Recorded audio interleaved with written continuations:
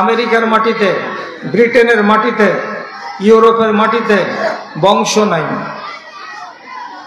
বংশ নাই, শেষ হয়ে গেছে বংশ।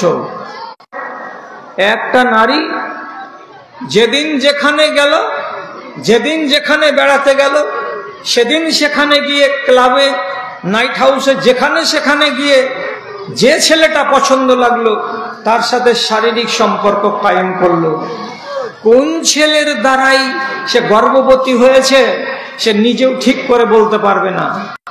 সুতরাং বাচ্চা যখন পয়দা হলো তখন সেই বাচ্চাটাকে সে লালন পালন করলো, বড় হলো। এর বাড়ির লোকেরা জিজ্ঞেস করবে না যে এ বাচ্চাটার বাবাকে, গোটা দেশের মানুষও জিজ্ঞেস করবে না যে এই ছেলেটার বাবাকে। এবং সবচাইতে তাজ্জবের কথা, ব্রিটেন আমেরিকার মাটিতে যে কোনো বাচ্চাকে স্কুলে ভর্তি করতে গেলে যখন ফর্মটাকে ফিল আপ করা হবে তখন ওইখানে শুধু মায়ের নাম লাগবে, বাপের নাম লাগবে না। ওরাও বলবে না যে এর বাবার নাম লিখলেন না কেন, কেন বলবে না? বাপকে কে চিনে রেখেছে? বাপকে কে জানে? অক্টোবর মাসের 7 তারিখে একটা জোয়ান ছেলের সাথে তার শারীরিক মিল হয়েছিল। অক্টোবর মাসের 15 তারিখে আর একটা ছেলের সঙ্গে সে শারীরিক সম্পর্ক কায়েম করেছিল। অক্টোবর মাসের 22 তারিখে আবার আর একটা ছেলের সঙ্গে সে ভালো লেগেছে, তার সাথে মিল মিলাপ করেছে। অক্টোবর মাসের 27 তারিখে অন্য আরেকটা ছেলের সঙ্গে সে মিলামিশা করেছে। কোনটা ছেলের বীর্য থেকে বাচ্চাটা পয়দা হয়েছে আমি কি জানি? অতএব এগুলো জানার বিষয় নয়।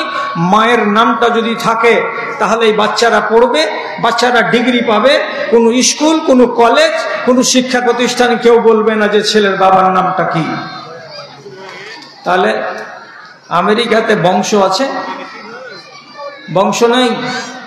এই ছেলেটা যদি বড় হয় ওর মাকে বলে, মা আমার আব্বা কোথায়? বলছে আব্বা ফের কি জিনিস? কাকে বলে আব্বা? যখন আব্বাই পাওয়া গেল না তখন বাপের বাপ দাদা কি করে পাওয়া যাবে? যখন আব্বা পাওয়া গেল না,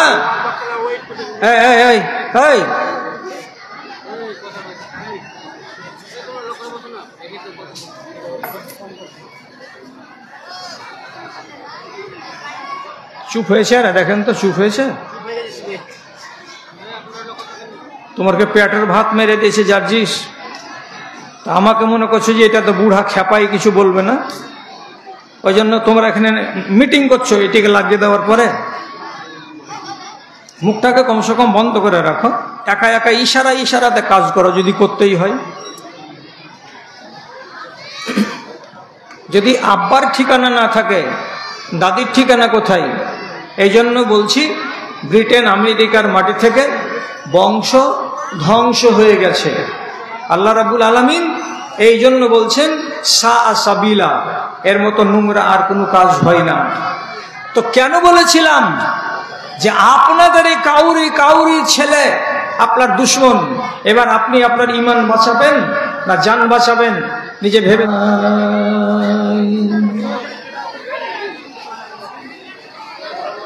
শ্রদ্ধেয় সভাপতি সাহেব, সমবেত এই এলাকার বিভিন্ন প্রান্ত থেকে, বিভিন্ন গ্রাম থেকে দিনের দরদকে সাথে নিয়ে, ইমানি জজবাকে বুকে নিয়ে উপস্থিত বিভিন্ন শ্রেণীর ছোট বড়, ধনী ও গরিব, শিক্ষিত ও অশিক্ষিত আমার প্রাণের ভাই ও বন্ধুগণ, তথা মজলিসের এক পার্শ্বে শান্তশিষ্টভাবে বসে থাকা আমার স্নেহের মাতা এবং ভগ্নীগণ, আপনাদের মাঝে অনেক দিন পর আবার আজকে আসার সুযোগ ঘটেছে। বড় আশা আমার যে 10 বছর 15 বছর আগে মাদ্রাসাটা যখন ছোট ছিল তখন আপনারাও আসতেন কম সংখ্যায়, তখন আপনাদের মজলিসে খুব শান্তি লক্ষ্য করা যেত এবং যে কিছুক্ষণ আলোচনা করতাম মন ভরে আলোচনা করার সুযোগ পেতাম। এখন মাদ্রাসা বড় হয়েছে, জনসংখ্যা বৃদ্ধি পেয়েছে, জালসার আয়োজনটাও বড়, আপনাদের সমাগমটাও অনেক বেশি। এই জন্য সবাই মিলে শত চেষ্টা করার পরেও গুঞ্জনকে বন্ধ করা যাচ্ছে না, হই হট্টগোলকে বন্ধ করা যাচ্ছে না। আমি আপনাদের কাছে শেষবারের মতো বিনয়ের সাথে নিবেদন করছি যে কথা যেগুলো আপনাদের সামনে রাখতে যাচ্ছি, আল্লাহর ওয়াস্তে একটু নীরবতা বজায় রাখুন, আপোষের ভেতরে কথা বলা বন্ধ করুন। আর কি বলছি কথাগুলোর প্রতি যাতে আপনি সুবিচার করতে পারেন তার জন্য একটু মন দিয়ে মনোযোগ সহকারে সেগুলোকে শুনুন। আমি আজকে যে আয়াতটি পড়েছি সে আয়াতের তর্জমা হলো এই, হে ঈমানদারগণ, তোমাদের কারো কারো ছেলে পিলে এবং তোমাদের কারো কারো স্ত্রী তোমাদের ঈমানের জন্য দুশমন, তোমার দ্বীনের জন্য দুশমন। সুতরাং এইরকম দুশমন থেকে সাবধান হও, এইরকম দুশমনকে নিজের কাছে না রেখে দুশমন থেকে নিজেকে সরিয়ে নেওয়ার চেষ্টা করো। কেন? দুনিয়ার সুখটা বড় কথা নয়, আখেরাতের সুখ হলো সবচাইতে বড় কথা। যদি সত্যিকার অর্থে আমাদের কারো কারো ছেলেপিলে, আমাদের কারো কারো স্ত্রী আমাদের ঈমানের পথে বাধা হয়ে দাঁড়ায়, আর তার কারণে যদি আমার ভবিষ্যৎ নষ্ট হয়, তাহলে আমি কাউরি জন্য নিজের ভবিষ্যৎকে কেন নষ্ট করতে যাব? আমি অন্যের জন্য আমি আমার আখেরাতকে কেন বরবাদ করব? সুতরাং আমার আখেরাত যেন বাঁচে সেটা আমাকে চেষ্টা করতে হবে এবং শত্রু থেকে আপনাকে বাঁচার চেষ্টা করতে হবে। আপনি বলবেন আওলাদ কি করে মানুষের শত্রু হয়? আপনার নিজের ছেলে আপনার শত্রু কেমন করে হয় আপনি বুঝতে পারেন না। তাহলে আমি যদি একটা উদাহরণ দিই তাহলে হয়তো বুঝতে পারবেন। আপনি বাড়িতে বাস করছেন, আপনার বড় ছেলে একটা বউ নিয়ে বাড়িতে এসেছে। সেই ছেলেটা যে বউটাকে নিয়ে বাড়িতে এসেছে আপনি জানেন না বউয়ের বাবার বাড়ি কোথায়, বউটার নাম কি, বউটা কতখানি পড়াশোনা, এর ইজাব কবুল কবে হয়েছে, এর সাথে কে কে লোক ছিল যখন এই ছেলেটা আমার এই মেয়েটাকে গ্রহণ করে, তখন আপনি কিছু জানেন না। বিয়ের 3 দিন পর আপনার কানে খবর আসলো। কি খবর আসলো? আপনার ছেলে এই মেয়েটাকে ওর বাপের বাড়ি বসে অনুষ্ঠান করে ইজাব কবুল করেনি। মেয়েটাকে তুলে নিয়ে গিয়ে রায়গঞ্জ কোর্টে উকিলের মারফতে সে বিবাহ শাদী করেছে, আর করার পরে তাকে স্ত্রী বানিয়ে নিজের বাড়িতে নিয়ে এসেছে। তার বাবা জানে না, অর্থাৎ মেয়েটির বাবা জানে না যে আমার মেয়ে কোথায় গেল।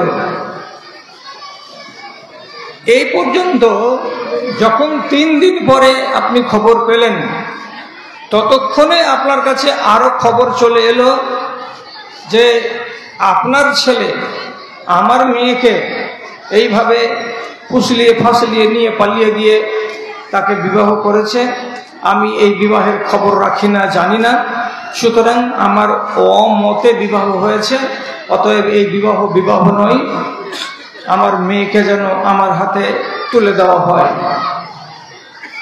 থানার দ্বারস্থ হলো। থানা বলছে মেয়ের বয়স যদি 18 বছর হয় আর ছেলের বয়স যদি 22 বছর পূর্ণ হয়ে যায়, তারপরে তারা দুজন যদি একজন আরেকজনকে মেনে নেয়, তাহলে মেয়ের বাবা যদি থানার ঘরে চোকাটে মাথাকে ঠুকে লাল করে দেয়, তবুও তাদের করার কিছু নেই। শুধু জিজ্ঞেস করবে, তোমাকে তোমার বাবা নিতে এসেছে, তুমি তোমার বাবার সঙ্গে চলে যাও। মেয়েটি বলবে যে জি না, আমি এই ছেলেটার সঙ্গে এসেছি, আমি ওকে বিবাহ করেছি, অতএব ওটা আমার স্বামী, আমি আমার স্বামীর বাড়িতে যাব। আপনি মেয়ের বাবা মুখটাকে কাচুকুচু করে লজ্জিত হয়ে সেইখান থেকে খালি হাত বাড়ি ফিরে চলে গেলেন। এবার আপনাকে বলছি যেটা কাজের কথা, যে কখনো কখনো আপনাদের ছেলেপিলে আপনাদের দুশ্মন হয়ে যায়। পরের দিন এতগুলো হয়ে যাওয়ার পর একদিন আপনার বৌমা সকালবেলায় আপনাকে চা দিয়েছে, বিস্কুট দিয়েছে, গ্লাসে পানি দিয়েছে, আর দেওয়ার পরে বলছে আব্বা চাটা খেয়ে নেন। এখন আপনাকে জিজ্ঞেস করছি মোহাব্বতের সাথে, আপনি কি ওই রমণীর হাতের চা, ওই রমণীর হাতের গ্লাসের পানি আনন্দ চিত্তে গ্রহণ করতে রাজি আছেন? আপনারা সবাই রাজি আছেন? কিছু কিছু লোক রাজি আছেন, আর কিছু কিছু লোক আপনারা নারাজ আছেন। সোজা সোজা কথা বলছি, হক কথা বড্ড কড়া হয়। হক কথা বলা যেমন কঠিন, তেমনি হক কথাকে হজম করাও বড় কঠিন। সোজা বলছি, আপনি যখন জানতে পারলেন যে এই মহিলার অবস্থা এই, তারপর যদি আপনি তার হাতের এক গ্লাস পানি পান করেন, তাহলে আপনি পানি পান করেন না, আপনি জহর পান করেন। তার যদি একটা সেবা নেন, যে আপনাকে অজুর পানি আগিয়ে দিল, আপনার ওই অজুর পানিটাকে পা দিয়ে উল্টিয়ে ফেলে দিয়ে তায়াম্মুম করে নামাজ পড়ে নেওয়াটা ভালো হবে, কিন্তু ওই পানিকে নিয়ে অজু করাটা ভালো হবে না। কেন হবে না? আপনি জানেন, আপনার জ্ঞান আছে, বুদ্ধি আছে, বিবেক আছে, যে এই মেয়ে ছেলেটি হচ্ছে জানি, এই মেয়ে ছেলেটি হচ্ছে ব্যভিচারিণী, এবং ব্যভিচারকে আল্লাহ রাব্বুল আলামিন কঠিন ভাবে কোরআন মাজিদে মন্দ বলে আখ্যায়িত করেছেন। কেন মন্দ বলে আখ্যায়িত করেছেন? ব্যভিচার যদি দুনিয়াতে থাকে, বংশ ধ্বংস হয়ে যাবে, বংশের পরিচিতি কিছু থাকবে না। তার জন্য রব্বুল আলামিন ব্যভিচারকে কঠিন ভাবে নিষিদ্ধ ঘোষণা করেছেন। আর ভালো করে বুঝুন, কথাগুলোকে এলোমেলো করিয়েন না। যদি একটা মানুষ ব্যভিচারে লিপ্ত হয়, কোনো একটা নারী, তাহলে বংশ নষ্ট হবে কি করে? আমার ছেলে তাকে বিবাহ করে আনলো, অথচ ওর পেটের ভেতরে ধরুন 1 মাসের বাচ্চা আছে, কাউকে জানাইনি, আপনারা জানতেও পারলেন না। বিবাহ করে নিয়ে 8 মাস 8 মাসের মাথায় বাচ্চা ভূমিষ্ঠ হলো। আমার ছেলে মনে মনে খুশি যে আমার স্ত্রীর পেট থেকে বাচ্চা পয়দা হয়েছে। আপনি দাদা হিসাবে খুশি যে আমার বাড়িতে একটা পোতা এসেছে। আপনারা সবাই আনন্দে 8খানা 2টা আকিকা দিলেন, খাসি জবে করে মানুষকে খাওয়ালেন, খুব দুয়া দুরুদ হলো। কিন্তু আপনি কি খেয়াল রেখেছেন বংশের সর্বনাশ হয়ে গেছে? কি করে বংশের সর্বনাশ হলো? যে মেয়েটির পেট থেকে বাচ্চাটা পয়দা হলো, এই বাচ্চাটা তো এই ছেলেটার জন্ম দেওয়া নয়, কিন্তু ছেলেটা নিজের বেটা বলেই তাকে গ্রহণ করেছে। এই ছেলেটাকে সে বাপ বলবে, আর এর বাপ হলো তার দাদা, তার স্ত্রী হলো তার দাদি, ওর ভাইয়ের ওর বাবার বোনেরা হলো তার ফুফু। এইভাবে তো রিশতা জুড়ে গেল। কিন্তু আল্লাহর কসম, এই রিশতাটাকে রিশতা, এটা রিশতা নয়। তার জন্য রব্বুল আলামিন কঠিন ভাবে বাধা দান করে বলছেন, দেখো এটা হলো অত্যন্ত জঘন্য কাজ, যদি ব্যভিচারকে কেউ আশ্রয় দেয় তাহলে বংশকে ধ্বংস করে দেওয়া হয়, বংশ বাঁচে না। তারপরে এদেশের লোক আপনারা আগেকার মতো একেবারে কম আকেলের হয়ে থাকিয়েন না, কথা শিখুন, কথাকে বুঝতে জানুন, তাহলে পরে অনেক আপনি জ্ঞান পাবেন। আমেরিকার মাটিতে, ব্রিটেনের মাটিতে, ইউরোপের মাটিতে বংশ নাই, বংশ নাই, শেষ হয়ে গেছে বংশ। একটা নারী যেদিন যেখানে গেল, যেদিন যেখানে বেড়াতে গেল, সেদিন সেখানে গিয়ে ক্লাবে, নাইট হাউসে, যেখানে সেখানে গিয়ে যে ছেলেটা পছন্দ লাগলো তার সাথে শারীরিক সম্পর্ক কায়েম করলো। কোন ছেলের দ্বারাই সে গর্ভবতী হয়েছে সে নিজেও ঠিক করে বলতে পারবে না। সুতরাং বাচ্চা যখন পয়দা হলো তখন সেই বাচ্চাটাকে সে লালন পালন করলো, বড় হলো। এর বাড়ির লোকেরা জিজ্ঞেস করবে না যে এ বাচ্চাটার বাবাকে, গোটা দেশের মানুষও জিজ্ঞেস করবে না যে এই ছেলেটার বাবাকে। এবং সবচাইতে তাজ্জবের কথা, ব্রিটেন আমেরিকার মাটিতে যে কোনো বাচ্চাকে স্কুলে ভর্তি করতে গেলে যখন ফর্মটাকে ফিল আপ করা হবে তখন ওইখানে শুধু মায়ের নাম লাগবে, বাপের নাম লাগবে না। ওরাও বলবে না যে এর বাবার নাম লিখলেন না কেন, কেন বলবে না? বাপকে কে চিনে রেখেছে? বাপকে কে জানে? অক্টোবর মাসের 7 তারিখে একটা জোয়ান ছেলের সাথে তার শারীরিক মিল হয়েছিল। অক্টোবর মাসের 15 তারিখে আর একটা ছেলের সঙ্গে সে শারীরিক সম্পর্ক কায়েম করেছিল। অক্টোবর মাসের 22 তারিখে আবার আর একটা ছেলের সঙ্গে সে ভালো লেগেছে, তার সাথে মিল মিলাপ করেছে। অক্টোবর মাসের 27 তারিখে অন্য আরেকটা ছেলের সঙ্গে সে মিলামিশা করেছে। কোনটা ছেলের বীর্য থেকে বাচ্চাটা পয়দা হয়েছে আমি কি জানি? অতএব এগুলো জানার বিষয় নয়।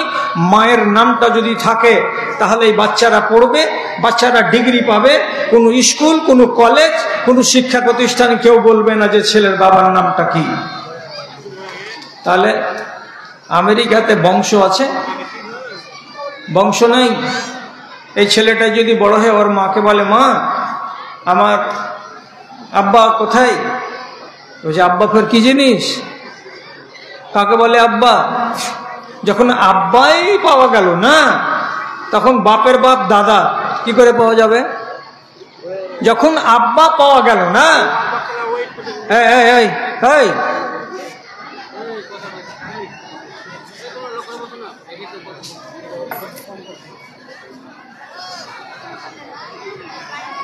চুপ হয়েছে না? দেখেন তো চুপ হয়েছে। তোমাকে পেটের ভাত মেরে দিয়েছে জার্জিস, তা আমাকে মনে করছো যে এটা তো বুড়া খেপাই, কিছু বলবে না, ওই জন্য তোমরা এখানে মিটিং করছো। এটিকে লাগিয়ে দেওয়ার পরে মুখটাকে কমসে কম বন্ধ করে রাখো, একা একা ইশারাতে কাজ করো যদি করতেই হয়। যদি আব্বার ঠিকানা না থাকে দাদির ঠিকানা কোথায়? এই জন্য বলছি ব্রিটেন আমেরিকার মাটি থেকে বংশ ধ্বংস হয়ে গেছে। আল্লাহ রাব্বুল আলামিন এই জন্য বলছেন সাবিলা, এর মতো নোংরা আর কোনো কাজ হয় না। তো কেন বলেছিলাম যে আপনাদের এই কাউরি ছেলে আপনার দুশমন। এবার আপনি আপনার ঈমান বাঁচাবেন না জান বাঁচাবেন নিজে ভেবে দেখেন একবার। যদি এই বউটা নিজের স্বামী যখন বাড়ি আসবে রিপোর্ট করে দেয় যে তোমার বাপ আমার হাতের পানি নেই না, তোমার বাপ আমার হাতের ভাত নেই না, তখন আপনি কি করবেন? নিজের বাপকে যে সরাসরি বলবেন, তুই বলে আমার বাড়িওয়ালির হাতের ভাত দিস না, হ্যাঁ তুই নাকি বলে আমার বাড়িওয়ালি পানি দিচ্ছে তো তুই মুখ ঘুরিয়ে অন্যদিকে চলে যাচ্ছিস।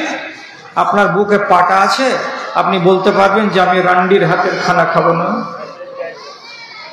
আপনার বুকলা তুলে দেবে, আপনার মেয়ের চামড়াকে 6 নম্বর বানিয়ে দিবে আপনার বেটা। তাহলে আপনি বাধ্য আছেন, কাবু হয়ে, লাচার হয়ে এই বাড়িতেই আছেন। আপনার নিজের ছেলে দুশমন, আপনার ইমানের তাকে নিয়ে। তাহলে আপনাকে কি করতে হবে?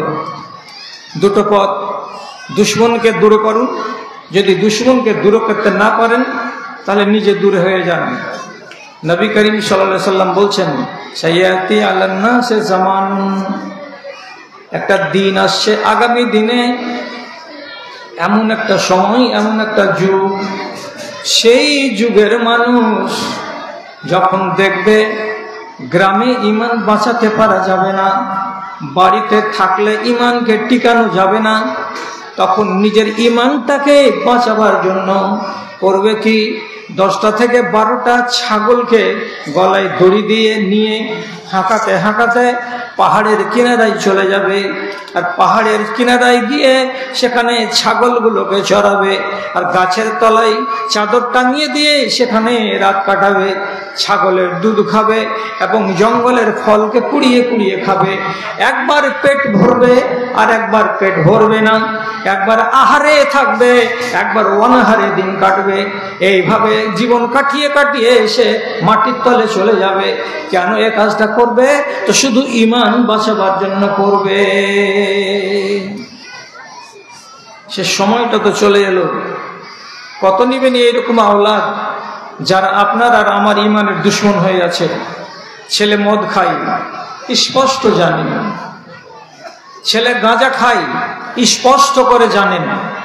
তারপরেও সেই ছেলেকে বাড়িতে শোবার বিছানা দিয়েছি, তারপরেও সেই ছেলেকে এসি লাগিয়ে কামরাতে আরামে ঘুমাবার ব্যবস্থা করে দিয়েছি, তারপরেও সেই ছেলেকে এক টেবিলে বসে খাবার জন্য খানাও লাগছে, সেও খাচ্ছে, আমিও খাচ্ছি। কেন এটা করছি? আমি এই দুশ্মন থেকে নিজেকে বাঁচাতে পারছি না, আর আমার কাছ থেকে দুশ্মন সরে যাচ্ছে না, আর বাধ্য হয়ে আমাকে এই কাজ করে যেতে হচ্ছে। রাসূলুল্লাহ এই জন্য, আল্লাহ তাআলা এই জন্য বললেন, কিছু কিছু তোমাদের ছেলেপিলেগুলো হবে দুশ্মন, তোমার ঈমানের জন্য ছেড়ে দিতে হবে ছেলেকে। আপনি বলবেন সহজ কথা, খুবই সহজ কথা, ভালো করে বুঝেন। আমি আপনাদের সামনে 1.5 ঘন্টা আছি, আল ফাল বলে আমার 1.5 ঘন্টা আমি নষ্ট করব না। আপনাকে কিছু খোরাক দিয়ে যাচ্ছি, জ্ঞানের কথা বলে যাচ্ছি, এটাকে কবুল করুন। আপনি নূহ আলাইহিস সালাতু ওয়াস সালামের জাতি কথা শুনেনি। আল্লাহ তাআলা প্লাবন দিয়েছিলেন, প্লাবনে সব মানুষগুলো যারা বেঈমান সাঁতার দিচ্ছিল, ডুবে ডুবে মরছে একটা একটা করে, পানি বাড়ছে। এমন সময় নিজের ছেলে কেনান, তাকে দেখা গেল যে পানিতে সাঁতার দিচ্ছে।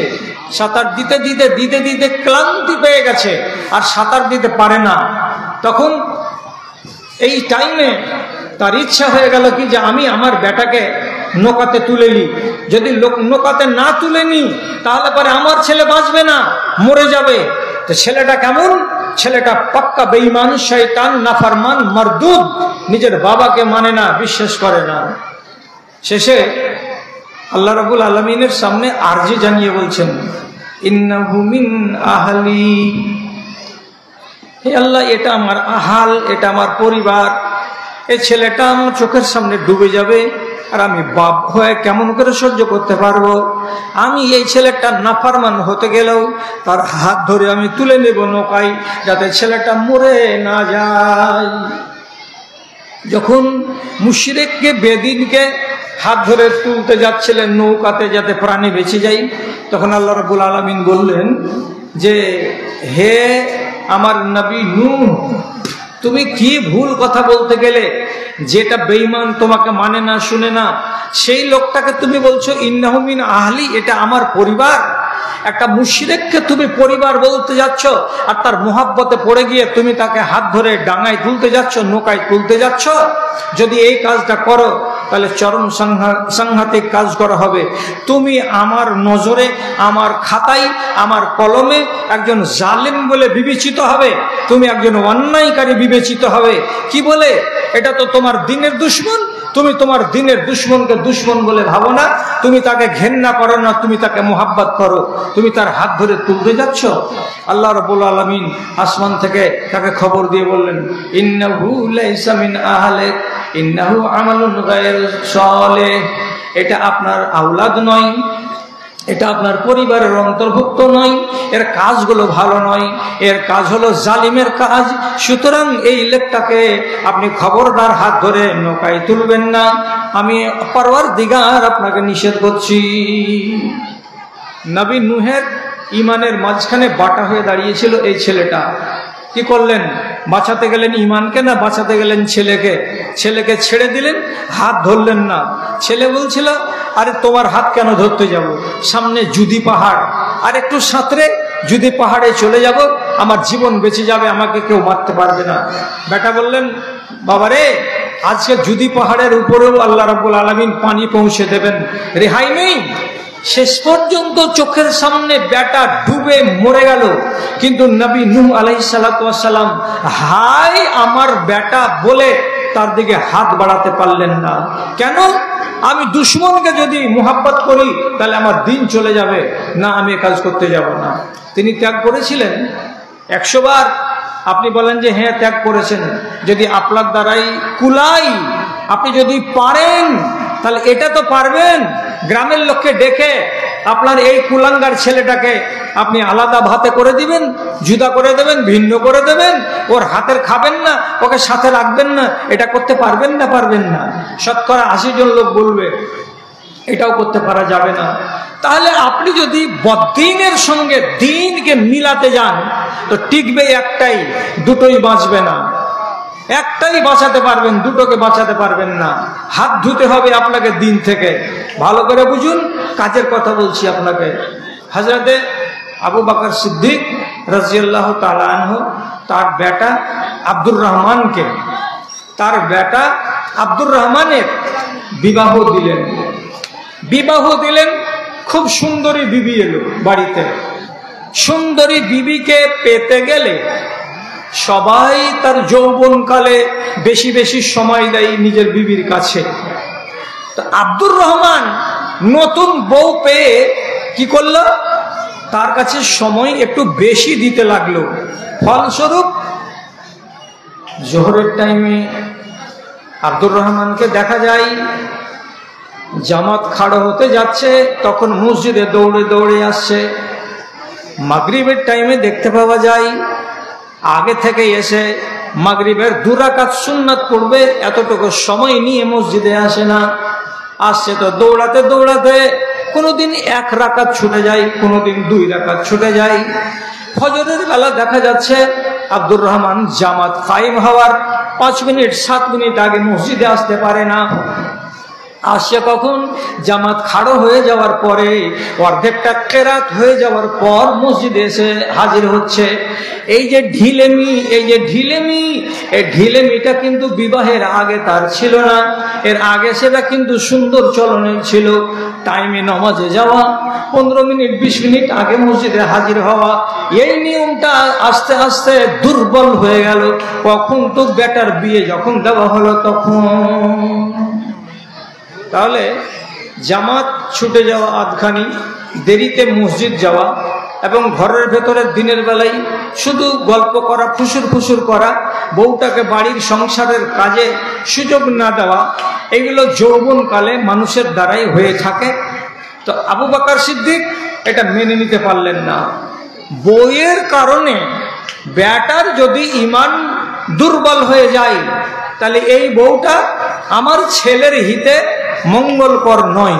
তার মানে আমার ছেলের ঈমানের জন্য এই বউটা কিন্তু বিপজ্জনক। তখন তিনি খুব পরিষ্কার ভাষাতে নিজের বেটা আব্দুর রহমানকে ডেকে বলছেন, আব্দুর রহমান। জি আব্বা। তো তিনি বলছেন, বেটা বউটাকে তালাক দিয়ে দিতে হবে, বউটাকে তালাক দিয়ে দাও। আব্দুর রহমান বড় বড় চোখ করে দেখছে আর বলছে, কি ব্যাপার? আমার বউয়ের সাথে তো কোনো ঝগড়া হয়নি, আমার বউ তো আমার আব্বার কোনো বেয়াদবি করেনি, আমার স্ত্রী তো ফরমাবরদারি করে দিন কাটাচ্ছে। তো তাহলে এমন একটা ফরমাবরদার মেয়েকে আমার বাপ তালাক দিতে বলছেন কেন? তালাক দিলেন না 2 দিন, 3রা দিনের দিন আবার বললেন, আব্দুর রহমান বেটা বউটাকে তালাক দিয়ে দাও, তালাক দিয়ে দিতে হবে। বাপ যখন বারবার বলছে বউটাকে তালাক দিয়ে দাও, তখন আব্দুর রহমান নিজের স্ত্রীকে বড় কষ্ট করে তালাক দিয়ে দিলেন।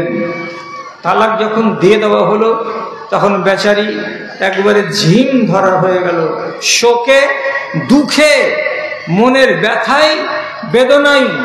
মনে হচ্ছে কি তার উপরে হাসি নেই মুখে, আনন্দ